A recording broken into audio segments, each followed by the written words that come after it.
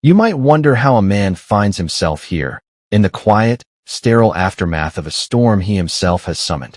You might picture a man of passion, a man prone to explosive rage, a man driven by the wild, untamable horses of jealousy.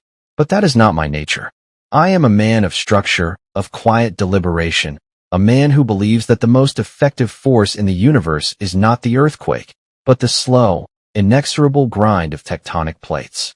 Life, you see, is not a straight line.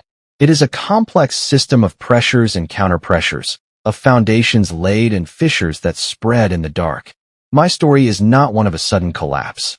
It is the story of a controlled demolition. Let me take you back to the beginning, not to the day the first crack appeared, but to the day I finally acknowledged it.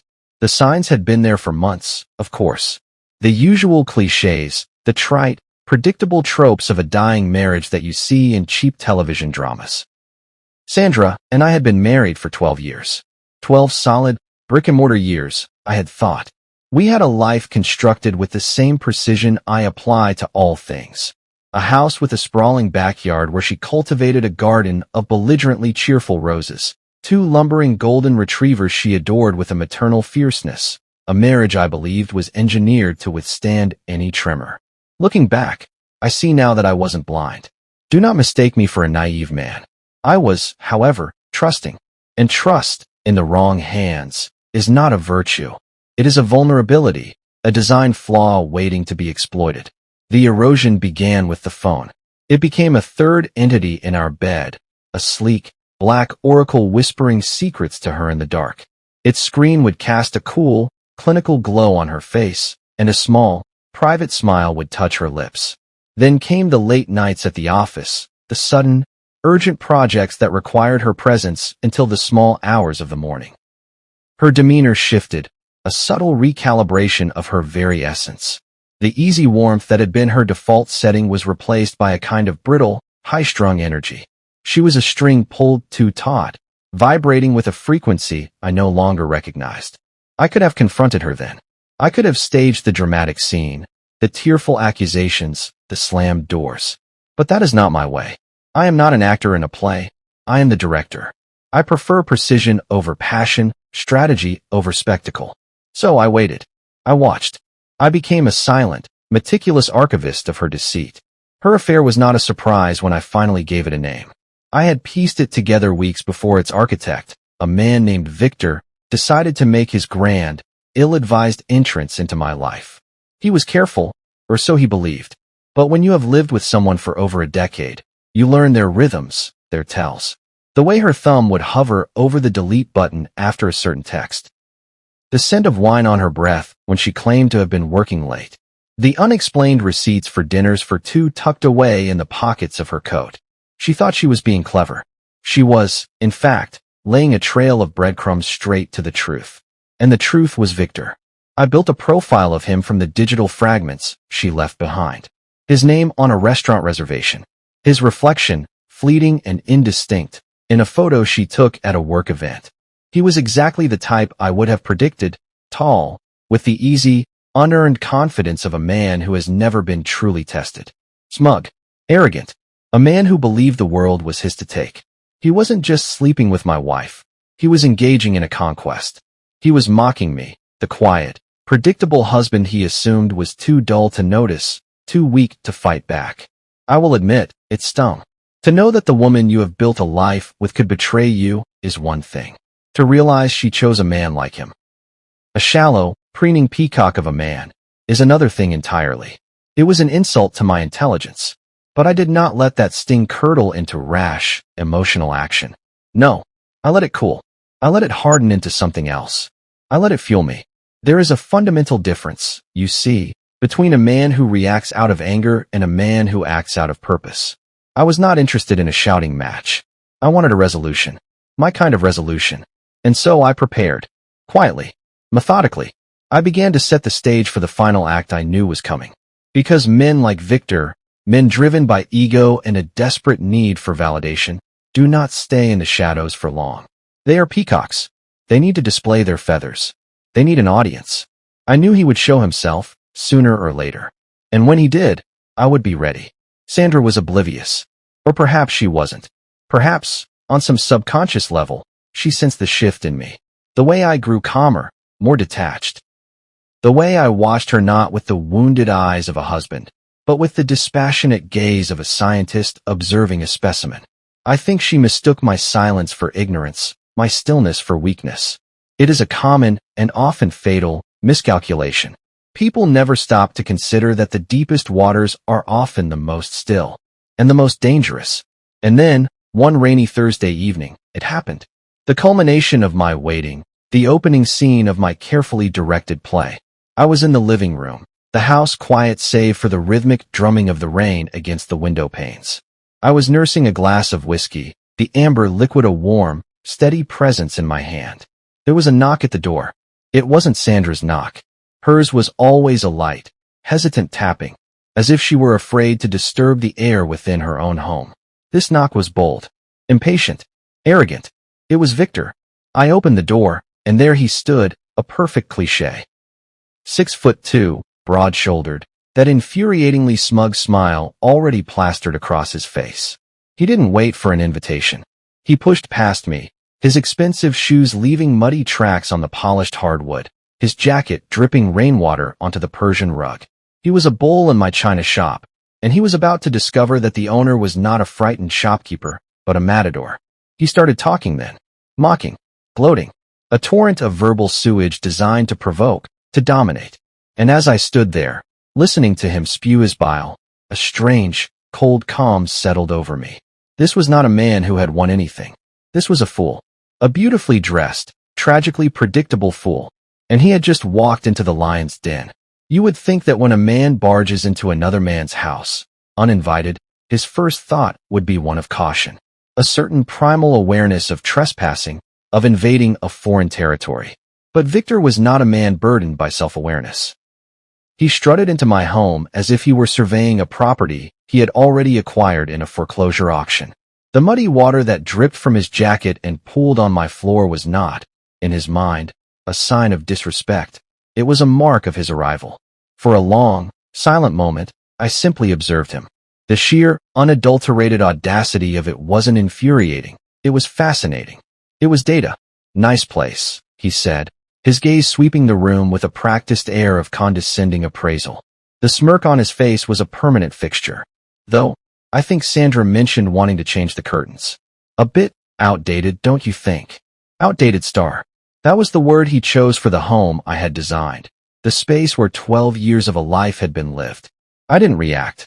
I let him continue his performance. He walked into the living room, brushing past me with an intimacy that was meant to be a provocation. He was not just in my house. He was erasing my presence within it. He sank into my favorite armchair. My chair, the one molded to the specific contours of my body after years of quiet evenings, and leaned back, a king assuming his throne.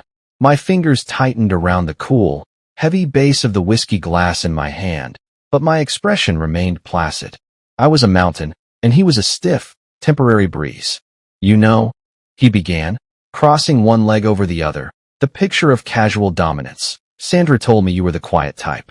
I guess she wasn't lying. He let out a low, mocking chuckle that seemed to be absorbed by the thick, waiting silence of the room. Makes sense, though. Quiet men rarely keep their women happy. I didn't flinch. I didn't rise to the bait. This is the thing about me that men like Victor can never comprehend. I am not a man you can rattle with cheap insults. Their words are like stones thrown into a deep well. They make a brief splash and are then swallowed by the depths. She deserves better, don't you think?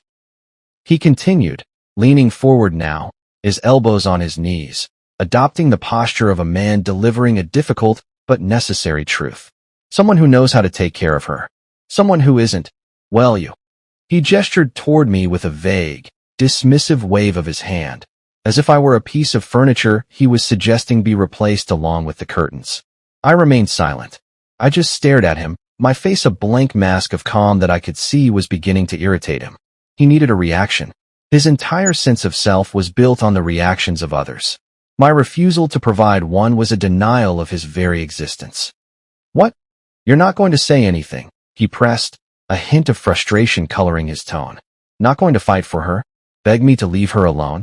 Or are you really as weak as she says you are? Weak star. He thought my silence, my control, was weakness. It was a laughable, fundamental misreading of the situation.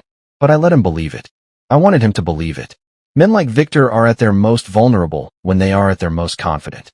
He leaned back again, his arrogance surging to fill the void my silence had created. Look, I didn't come here to fight. I came here to give you a heads up. A professional courtesy, if you will. Sandra is leaving you. She's done with this quiet, little, boring life you've built. And frankly, I can't blame her. She needs excitement, passion, things you clearly can't provide. He paused, waiting, practically vibrating with the need for a response. When he got none, he chuckled and shook his head. You're really something, you know that? Most men would have lost their minds by now. But not you. You're just standing there, staring at me like a damn statue. Do you even care that your wife is leaving you? I took a slow, deliberate sip of my whiskey, letting the silence stretch, letting it become a third presence in the room, a heavy blanket that was beginning to smother him. Finally, I set the glass down on the coffee table. The soft clink of glass on wood sounded like a gunshot in the quiet room. It made him flinch. I care, I said, my voice even and steady. I care enough to settle this. Like men. That got his attention. The smirk returned, but there was a new flicker of uncertainty in his eyes. Settle this? And how? Exactly, do you propose we do that? I gestured with my head toward the closed door at the end of the hallway. We talk. Downstairs. Away from distractions. He hesitated. Just for a moment, but it was enough. The first crack in his armor. But a man like Victor is ruled by his pride, and his pride would never allow him to show fear, even if he felt it. He stood up, brushing imaginary dust from his expensive jacket. Fine. He grinned, the expression not quite reaching his eyes. Let's talk. Lead the way. And so I did. I led him toward the basement door, his heavy, confident footsteps echoing behind me. He thought he was walking toward his final victory, another opportunity to assert his dominance. What he didn't know, what he couldn't possibly know, was that he was not the predator in this scenario. He was the prey, and he had just been lured into the heart of my web. As we descended the wooden steps into the basement, the very atmosphere of the house seemed to shift. The air grew cooler, heavier, carrying the faint, clean scent of sawdust, old paper, and something metallic and purposeful. Each of his expensive leather shoes made a dull, hollow thud on the treads, a sound that seemed to be swallowed by the waiting silence below. I walked ahead, my hand grazing the smooth, worn wood of the railing, a captain descending into the belly of his ship.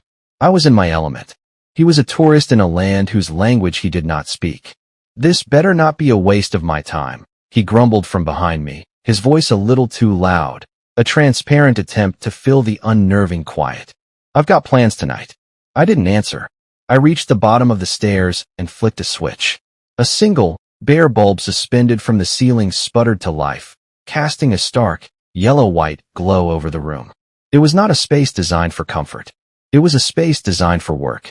My workbench ran along the far wall, a meticulously organized landscape of tools, wrenches, hammers, saws, each in its designated place. Shelves lined another wall, holding paint cans, jars of screws and nails, and neatly stacked boxes. In the center of the concrete floor stood a heavy, scarred wooden table, flanked by two simple, unforgiving wooden chairs. It was a Spartan, functional, and deeply personal space. Victor stepped off the last stair, his eyes darting around the room, a flicker of distaste on his face. This is it. Your big settle this like men plan involves a dingy basement? You could have at least cleaned up. I closed the door at the top of the stairs. The soft, definitive click of the latch seemed to reverberate in the confined space. He either didn't notice or chose to ignore the significance of the sound. Have a seat, I said, gesturing to one of the chairs at the table. He hesitated again, for a fraction of a second longer this time. I saw it. The slight shift in his weight, the almost imperceptible tightening of his jaw. Despite his bravado, a seed of doubt, of animal unease, had begun to sprout in the dark, unfamiliar soil of my basement. Good. Doubt was a solvent that could dissolve arrogance. He shrugged, forcing a casualness he didn't feel, and dropped into the chair, leaning back, his arms crossed over his chest. A pose of defiance. All right, I'm here. So what's this all about? You going to cry about how I stole your wife? Beg me to give her back? Maybe throw a clumsy punch and embarrass yourself even more. I walked over to the workbench, turning my back to him for a moment. I picked up a bottle of single malt scotch I kept for special occasions and 2 clean glasses. I poured 2 fingers of the amber liquid into each glass. The simple, deliberate act was a performance, a way of controlling the pace, of asserting my ownership of the time and the space. I took my time, letting the silence stretch, letting it work on him. Finally, I turned, holding the 2 glasses. I placed one on the table in front of him and kept the other for myself. I didn't sit. I leaned against the workbench, meeting his gaze over the rim of my glass. You think you've won, don't you? I said, my voice calm, measured. He smirked, leaning forward, eager to re-engage on ground he thought he understood. I don't think. I know. Sandra's with me now. There's not a damn thing you can do about it. Hell, she's probably upstairs right now, packing her bags while we're down here having this little chat. I took a slow sip of the scotch, savoring the burn as it slid down my throat.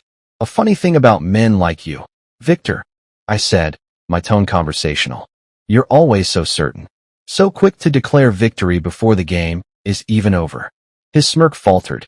He leaned back, his eyes narrowing. What are you getting at? I set my glass down on the workbench with a soft, deliberate clink. My gaze never left his. You came into my house. You sat in my chair. You talked about my wife like she was a prize you'd won at a carnival. But you didn't stop to think, did you? You didn't stop to ask yourself the most important question. His confidence was visibly wavering now, a crack forming in the polished facade. And what question is that? He shot back, though the edge in his voice was thinner now. You didn't ask yourself why I let you in. You didn't ask yourself why I didn't kick you out the moment you set foot on my property. Maybe because you're too scared to. He retorted, but the words lacked conviction. I chuckled, a low, humorless sound. Scared? No, Victor. I'm not scared. I pushed myself off the workbench. I'm patient. There's a difference. The room seemed to shrink around us, the dim light casting long, dancing shadows on the concrete walls. He shifted in his seat, the legs of the chair scraping against the floor. All right, enough with the cryptic crap, he snapped. If you've got something to say it. I took a step forward, my shoes making a soft, deliberate sound on the floor. What I'm saying, Victor, is that you walked into the wrong house tonight. And you made the profound, catastrophic mistake of thinking this was about Sandra. His eyes widened slightly as the weight of my words began to settle. I could see the gears turning in his head, the bravado he wore like armor beginning to crack and fall away. He opened his mouth to respond, but I cut him off. You wanted to settle this like men? I said, my voice dropping to a cold, even tone. So, that's exactly what we're going to do. I gestured toward the glass of scotch on the table in front of him. Drink up, Victor. This is where things get interesting. Victor stared at the glass of scotch as if it were a chalice of poison. His bravado, which had been his primary weapon, was flickering like a candle in a draft. The room, which he had initially dismissed as dingy, now seemed to press in on him, its silence and shadows amplifying his growing unease. Men like him don't fold easily. They crack.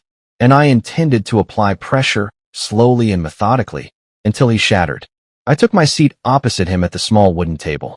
The scarred, polished wood between us felt less like a piece of furniture and more like a chessboard. He leaned back, trying to reclaim some semblance of his earlier dominance, but the posture was forced, brittle. So, he began, attempting to resurrect his smirk. What's the grand plan? You going to psychoanalyze me? Give me a lecture on morality? Or are we going to arm wrestle for Sandra's heart?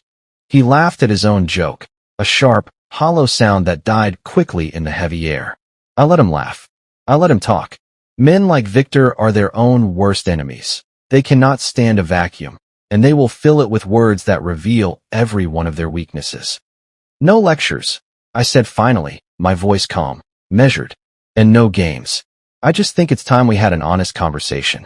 Honest, he scoffed, leaning forward, his elbows on the table, eager to get back to the familiar script of insults. All right, you want honesty? Here it is. Sandra doesn't love you. Hasn't for a long time. She's with me because I give her things you can't. Excitement, passion, a life. Things you've probably only read about in books. His words were darts, dipped in a cheap, generic poison, designed to provoke an emotional reaction. I gave him none. My face remained impassive. My hands rested loosely on the table. This unnerved him more than any outburst could have. He expected me to yell, to slam my fist on the table, to lose control. But I do not play by other people's rules. I create my own. Interesting, I said, tilting my head slightly. And what makes you so certain that's why she's with you? Victor blinked, thrown off balance by the question. He had expected a denial, not an analysis. What? Excitement, passion, a life? I repeated, as if tasting the words. Do you really believe she's with you for any of those things? Or is that just the story you tell yourself to justify what you're doing? He frowned, the cracks in his confidence widening. I don't need to justify anything. She came to me. She made her choice. Did she? I asked, my voice soft but cutting. Or did you just happen to be the most convenient port in her storm? Did you find a woman at her lowest point, confused, unhappy, vulnerable, and whisper all the right things in her ear? Is that conquest, Victor, or is it just opportunism? He shifted in his chair, his posture stiffening. Look, I didn't come down here for a therapy session. I don't have to explain myself to you. No.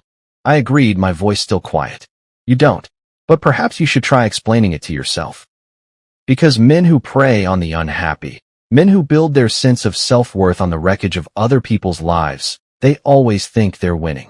Right up until the moment they realize they've already lost everything that matters. The tension in the room thickened, stretching taut between us. His smirk was gone, replaced by a tight-lipped scowl. He was losing control of the narrative, and he knew it. You're full of crap, you know that. I leaned back, folding my arms across my chest. Am I? Or do I just know more about you than you'd like me to? He let out a short, sharp bark of a laugh. You don't know a single thing about me. Don't I? I asked, leaning forward again, my voice dropping to a near whisper. I know you're not here because you love Sandra. You're here because you needed to win. You needed to prove something.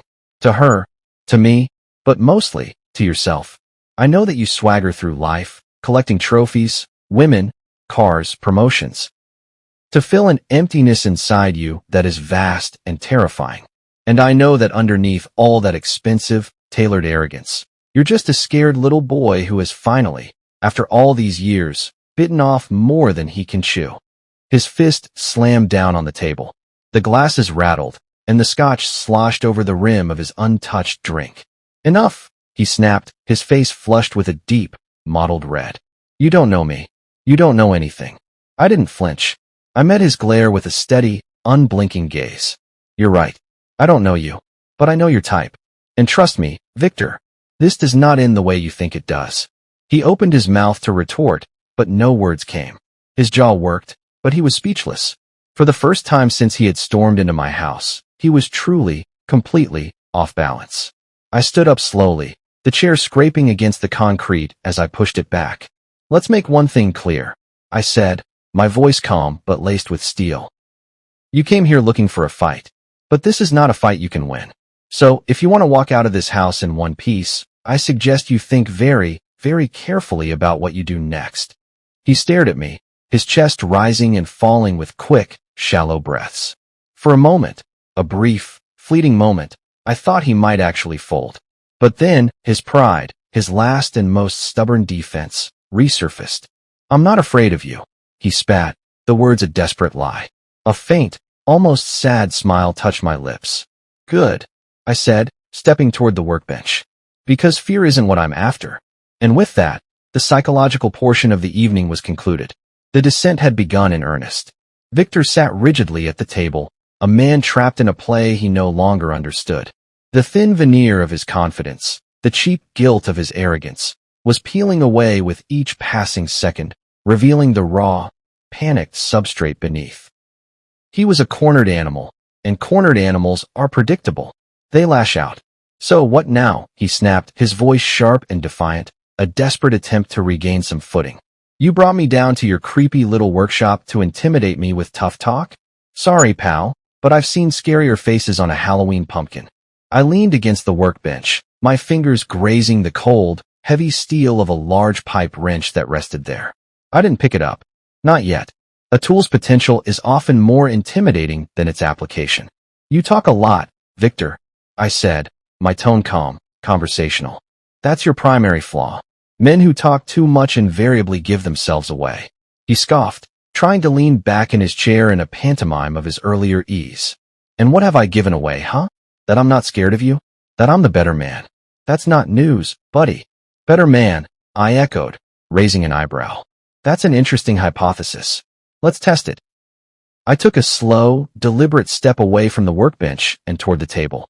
The concrete floor seemed to amplify the sound of my shoes. Each step a steady, rhythmic beat, like a drum counting down to an execution. His eyes flickered to the wrench, then back to my face. The first, undeniable shadow of fear crept into his expression. He hit it well, but I saw it. You see, Victor, I continued, stopping just short of the table. Better men don't need to prove their worth by invading another man's home. Better men don't need to gloat about stealing another man's wife. And better men, I paused, letting the weight of the words settle, do not find themselves cornered in basements. His jaw tightened. Cornered? Please. You think locking a door makes you the tough guy here? Newsflash. I could take you apart in 10 seconds. A soft, low chuckle escaped my lips. That's the thing about you, Victor. Your entire worldview is based on brute force. On the simple, primitive calculus of physical domination. You've never stopped to consider that true strength isn't about muscle. It's about control. And right now, you have none. He shot to his feet, the chair scraping harshly against the floor. His control finally snapped. You want to talk about control? He barked, his voice rising, cracking with rage. Let's see how much control you have when I wipe that smug look off your face. He lunged, his fists balled, his movement a clumsy explosion of anger and desperation. I was ready. I had been ready for weeks. I sidestepped his charge with an ease that must have been infuriating, letting his own momentum carry him past me. He stumbled, his shoulders slamming into the workbench with a dull thud. He let out a grunt of pained frustration. Is that it? I asked, my tone almost mocking. The big, bad Victor, reduced to flailing around like a drunk in a bar fight. Shut up, he growled, spinning around to face me. His face was a mask of crimson rage, his breaths coming in sharp, shallow gasps. You think you're better than me? Huh? You think you can scare me? I didn't answer. Words were a waste of time now. Instead, I grabbed the wooden chair he'd just vacated and slid it across the floor toward him. Sit down, I said, my voice a cold, flat command. We're not done. He hesitated, his pride warring with his growing, instinctual fear. But he sat. His movements were stiff, jerky, the movements of a puppet whose strings had been cut. He glared at me, his chest still heaving. You're insane, he muttered. Perhaps, I said, returning to the workbench. This time, I picked up the pipe wrench. Its weight was solid, balanced, and deeply reassuring in my hand. His eyes locked onto it, the muscles in his jaw twitching. Is that supposed to scare me? He asked, trying to sound defiant. But his voice was a thin, reedy thing. No, I replied, turning the heavy tool over in my hands, inspecting it, as if it were a fascinating piece of sculpture. It's not about scaring you. It's about making you understand. Understand what? He spat. I took a step forward, the wrench held loosely at my side. That you do not walk into another man's house. You do not mock him. You do not try to dismantle his life and expect to walk away unscathed. His fists clenched on the table, his knuckles turning white. You think you're going to hit me with a wrench? Go ahead. Try it. See how far you get. I moved closer, leaning over the table until my face was only a foot from his. I could see the faint sheen of sweat on his forehead. This isn't about the wrench, Victor, I whispered, my voice a low, chilling thing. This is about teaching you a lesson in consequences. A lesson you should have learned a long, long time ago. And trust me, by the time I'm done with you, you will wish you had never, ever set foot in this house. For the first time since he had arrived, Victor was utterly silent. There was no retort, no insult, no desperate bravado. There was only the sound of his own ragged breathing and the flicker of pure, unadulterated fear in his eyes. The cracks in his armor had finally widened into a gaping chasm. The showdown had begun, and Victor was finally, belatedly, starting to realize that he was not the hero of this story. He was the fool, and his education was just beginning. Victor's hand slammed the table, the sound a flat, percussive crack that rattled the empty glass between us. It was the last, desperate act of a man who had lost control of the situation and was trying to reclaim it through sheer noise. The tension had coiled to the breaking point. His arrogance, stripped away layer by layer, had been replaced by a raw, primal anger. He thought a physical confrontation would put us back on familiar ground, that his size and strength would give him the upper hand. He was, as ever, wrong. "You think you're tough?" he snarled, shoving his chair back with a violent screech of wood on concrete. "You think you can stand there with your little smug act and intimidate me? Let me tell you something, old man. I've dealt with guys like you before. Pathetic, weak little men trying to act like they matter." I watched him rise, his fists clenched, his breathing sharp. He was a bull, seeing red, preparing to charge. My silence was the matador's cape, enraging him, drawing him forward. I didn't move. "You don't scare me," he continued, taking a step closer, his voice rising to a near shout. "You're nothing. You couldn't keep your own wife happy, and now you think locking me in your creepy basement is going to change that? It's pathetic." Still, I said nothing. My stillness seemed to infuriate him more than any insult could have. He reached for the edge of the table, his knuckles white as he gripped the wood. "Say something," he roared. "Or are you too much of a coward to even defend yourself?" Slowly, deliberately, I set the pipe wrench down on the workbench beside me. The metallic clink was the only sound in the room. I leaned forward, mirroring his aggressive stance, and locked my eyes with his. "You came here looking for a fight," I said, my voice calm but laced with a finality that was as cold and hard as steel. "Now you have one." That was the only invitation he needed. With a guttural, inarticulate growl, he lunged. His fist swung wildly, a flurry of undisciplined rage. He was fast, I'll give him that, but his movements were telegraphed, sloppy. I sidestepped his first punch, letting his own momentum carry him stumbling past me and into the workbench. He crashed into it with a grunt, tools clattering to the floor. He spun around quickly, his face a mask of fury, and swung again. This time, I met his attack. I caught his arm mid-swing, my grip like a vice, and used his forward motion to twist him off balance. He let out a shout of pained surprise and dropped to one knee. But he wasn't done. With his free hand, he scrabbled on the floor, and his fingers closed around a heavy ball-peen hammer that had fallen from the bench. He swung it blindly, viciously, at my side. The blow caught me off guard. A bolt of white-hot pain shot through my ribs, and I staggered back, my grip on his arm loosening for a fatal second. He seized the opportunity, shoving me hard against the concrete wall. "How's that feel, huh?" he sneered, his confidence surging with the taste of first blood. "Not so tough now, are you?" I didn't respond with words. I pushed off the wall and charged, driving my shoulder hard into his chest. We both hit the floor, the impact knocking the air from his lungs in a sharp gasp. Before he could recover, I wrenched the hammer from his hand and flung it across the room, where it clattered into a dark corner. He scrambled to his feet, his movements wild and desperate now. He grabbed a leg from the wooden chair he had knocked over, wielding it like a club. "Come on then," he shouted, his voice cracking with a mixture of rage and fear. "Let's finish this." I advanced slowly, my eyes locked on his. "You think this is a fight you can win?" I asked, my tone steady. "You don't even know what you're fighting for." He swung the chair leg, a wide, clumsy arc. I caught it midair, my hand absorbing the impact, and wrenched it from his grasp with a sharp, brutal twist. The force sent him stumbling backward, his arms flailing. I didn't give him a chance to regain his balance. I stepped forward and drove my fist into his gut. He doubled over, a sick, whooshing sound escaping his lips. He collapsed to the floor, clutching his stomach, gasping for air like a landed fish. He tried to crawl away, to escape, but I grabbed his ankle and dragged him back to the center of the room. "No more running," I said, my voice cold. "We finish this. Right here." He rolled onto his back, his face pale and slick with sweat. His bravado was completely gone now, replaced by a raw, animal terror. "All right," he panted, his hands held up in a gesture of surrender. "You win. Just let me go." I stood over him, my chest heaving, my own fists clenched. For a moment, a dark, primal urge pulsed through me. To finish it. To make him pay for the humiliation, the betrayal, the violation of my home. But then I saw his eyes. The arrogant bully was gone. In his place was a pathetic, broken man. And I realized that beating him any further would not be a victory. It would be a diminishment of myself. You don't deserve to walk out of here, I said, my voice low and measured. But I am not going to stoop to your level. He blinked up at me, his confusion mingling with a dawning relief. What does that mean? It means you're going to get up, I said, stepping back and pointing to the stairs. You're going to leave this house. And you are never, ever coming back.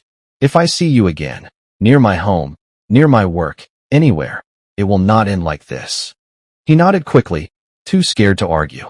He scrambled to his feet, clutching his side, and staggered toward the stairs. He paused at the door, looking back at me one last time, his face a ruin. You're insane, he muttered, his voice shaking. Maybe, I replied, picking up the pipe wrench from the floor. But at least I'm still standing. He didn't say another word. He bolted up the stairs and out of my house, leaving the basement and the battle behind him. The slam of the basement door was a hollow, echoing finality. For the first time in what felt like an eternity, the room was silent. Not the tense, waiting silence from before, but the thick, weighted silence of an aftermath. Victor was gone, a vanquished ghost, but the storm he had brought into my home still lingered in the air, a palpable, electric charge. I stood in the center of the basement, my chest rising and falling in ragged, deep breaths. My hands, still clenched, slowly began to unfurl, the tension in my knuckles refusing to fade. The pipe wrench lay on the floor where I had dropped it, its metallic sheen dulled by the dim, yellow light. For a long, unblinking moment, I stared at it, my thoughts a chaotic, swirling vortex. This wasn't just about Victor. He was the catalyst, the fool who had mistaken a dormant volcano for a gentle hill. But the magma had been building for years. The pressure, the fissures, the slow, tectonic grind of a marriage in decay. Victor hadn't caused the earthquake. He had just been standing on the fault line when it finally gave way. I walked over to the table and sank heavily into one of the remaining chairs, the wood groaning under my weight. A sharp, insistent ache pulsed from my ribs where his hammer had connected, but the physical pain was a distant signal, drowned out by the roaring static in my head. I leaned forward, resting my elbows on the table, and buried my face in my hands. The adrenaline, that beautiful, clarifying drug, had worn off, leaving in its wake a profound, bone-deep exhaustion and something else, something darker and more unsettling. I thought of Sandra. I thought of the life we had meticulously constructed, the promises etched into the very foundation of our home. How had it come to this? Was it my failure? Had my quiet nature, my deliberate calm, been misinterpreted as a lack of passion, a lack of love? Or was she simply a woman who would always be looking for the next shiny thing, incapable of being satisfied? The questions circled endlessly in my mind, each one more bitter than the last. Then, a more disturbing realization began to creep in, a cold tendril of thought that I couldn't ignore. Victor's intrusion, his arrogance, his predictable, brutish violence, it had ignited something in me. Something I hadn't felt in years. It wasn't just anger. It was a feeling of absolute, electrifying power. I had controlled the narrative. I had set the stage. I had dismantled a man, piece by piece, both psychologically and physically. And as I sat in the wreckage, I couldn't decide if that revelation thrilled me or terrified me. A slow, rhythmic dripping sound pulled me from my thoughts. A leaky pipe in the corner, a problem I had meant to fix for months, was tapping out a steady, metronomic beat. I stared at the damp spot on the concrete, my mind drifting to the precipice I had just stepped back from. If I had let that primal rage take over completely, if I had swung the wrench, would I feel better now? Or would I be just another version of him, a man ruled by his basest instincts? I pushed the thought away and stood up, my movements slow, deliberate. The basement felt different now. It was no longer just a part of my home. It was a battlefield, a place where something primal had been unearthed. I walked to the workbench and began to tidy the chaos, placing tools back in their designated spots, wiping away the smudges Victor had left behind. It was a small, mechanical act of control, a way to ground myself in a world that had tilted off its axis. But as I worked, I couldn't ignore the question that loomed at the top of the stairs. What happens next? Victor was gone, but Sandra was not. She was upstairs, in the house we had once shared, waiting. What would she say when she saw the blooming bruises on my ribs, the split skin on my knuckles? Would she even care? Or would she, in her own way, blame me for the mess? I finished cleaning and turned toward the stairs. Each step felt heavier than the last, the weight of the inevitable next scene pressing down on me. When I reached the top, I paused, my hand on the doorknob. I could hear faint, domestic sounds from the other side. The soft clink of a glass. The whisper of her footsteps on the hardwood. She was going about her evening as if nothing had happened. As if the man she was sleeping with hadn't just been beaten and humiliated in her own basement. I pushed the door open and stepped into the bright, warm light of the kitchen. Sandra turned, an expression of neutral, almost bored inquiry on her face. She opened her mouth to speak, to ask a question, but I raised a hand, stopping her. "Don't," I said, my voice low and firm. "Not yet." For the first time in years, she did as I said. She hesitated, closing her mouth, her eyes flicking from my face down to the marks on my body. I could see the questions forming in her mind, the flicker of uncertainty in her gaze. It was the same uncertainty I had seen in Victor's eyes, and it gave me a grim, cold sense of satisfaction. "I'll tell you what happened," I continued, my voice steady. "But first, you need to decide something. Are you going to keep lying to me, or are we finally going to have the truth?"